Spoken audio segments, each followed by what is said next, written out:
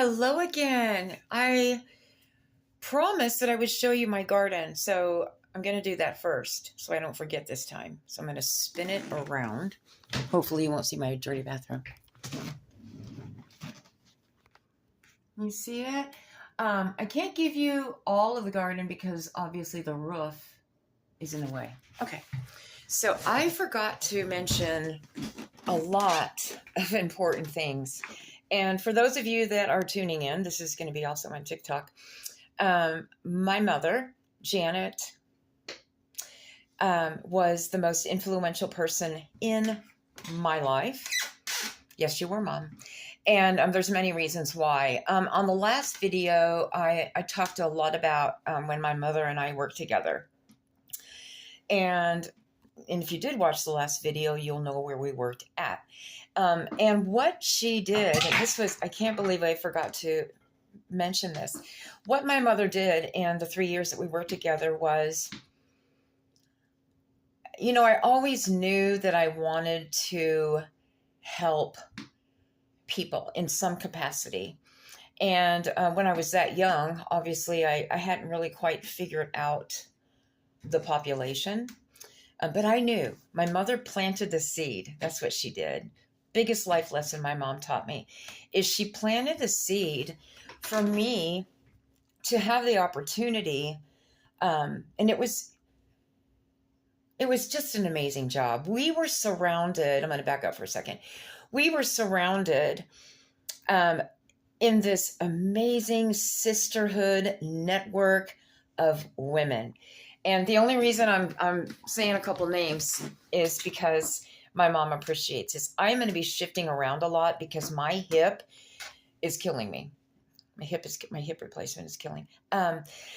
So some of the people, Mary Reed, obviously, Alice Hack, Mary Bond, Carla Wyman, Joy. Help me out, Michelle. Her name was Joy.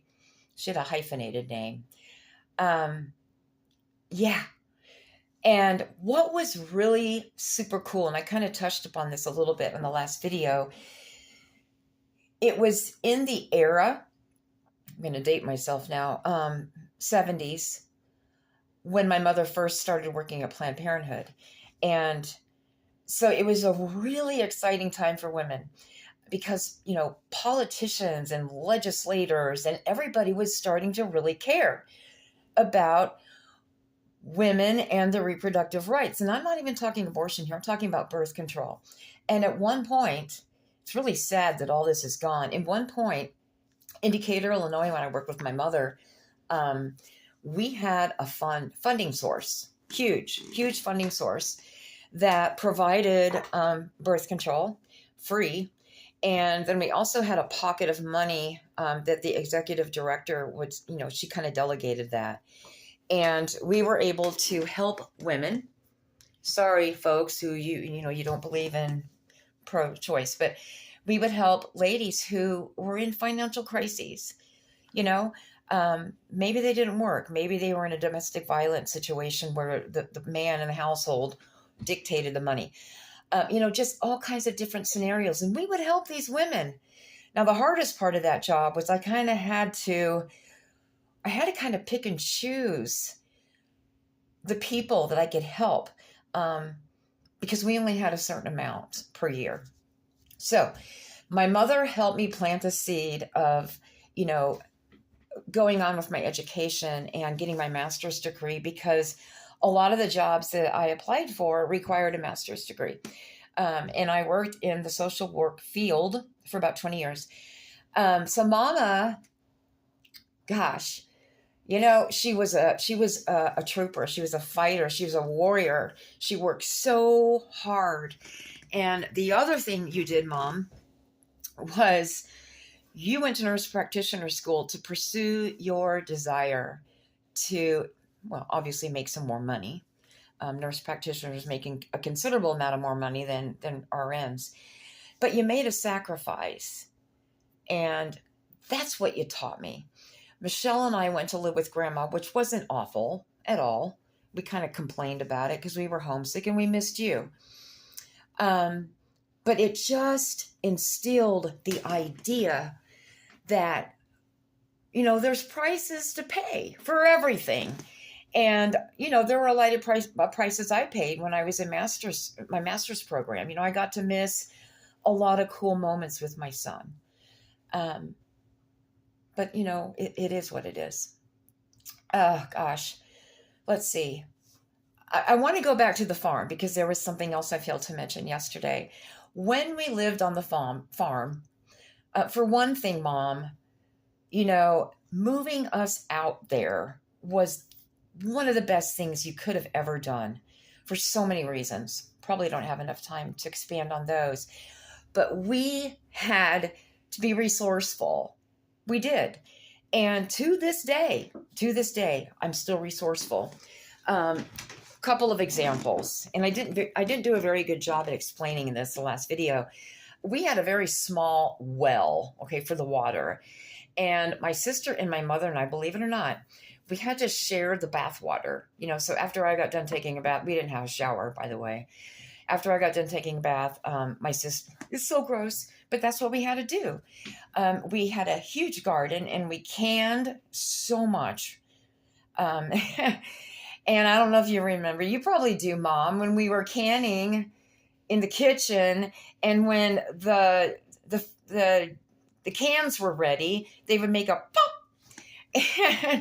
And I just remember, you would say, oh, there goes another one, and it's just those simple little moments that I can remember, and I reflect back on.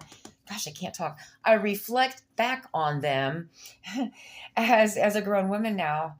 And it's just so special. We had this it wasn't 3 acres. We always exaggerate. It might have been a quarter of an acre. And my sister and I, we would go out and mow that damn yard. And that was a project. But you were so awesome at just delegating certain chores for us. And we knew we had to do it. We just did. Real quick, in today's society, it's different. Adolescents give their parents so much pushback.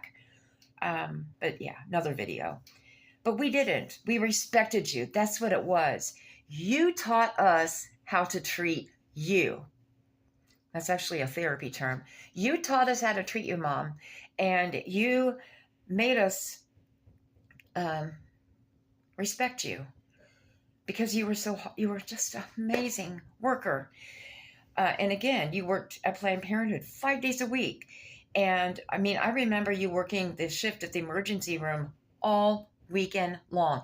You would go 7 days a week, nonstop, barely called off work. And that instilled my work ethic. It really did.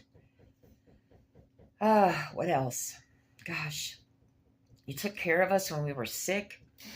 We were never sick, and we never had to worry about not being taken to the doctor.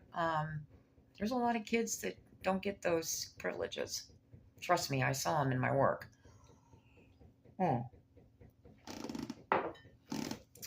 Yeah, I know I'm going to forget some things when I get off this video, like I always do. Oh, you made holidays so special. Every single holiday. On Valentine's Day. Uh-oh, I just got a message on my phone that I need to clean up. On Valentine's Day, I remember it was almost every single year you'd put like a little Valentine's chocolate on the kitchen table for us when we wake up. You always decorated. That was so important in our family. And birthdays just were so important. We, usually all get together somewhere, Marsha's or Grandma's. But I need to hang up the video right now because I am running out of space. But you know what? If I forgot something, hey, there'll be a part 3. Hope you're having a wonderful day. Give Maxie a big hug and a big kiss for his Auntie Kelly, who saved his little butt and rescued him and got him to you. I love you so much. And I love you too, Michelle. Bye bye. I just thought of something, but I just said bye.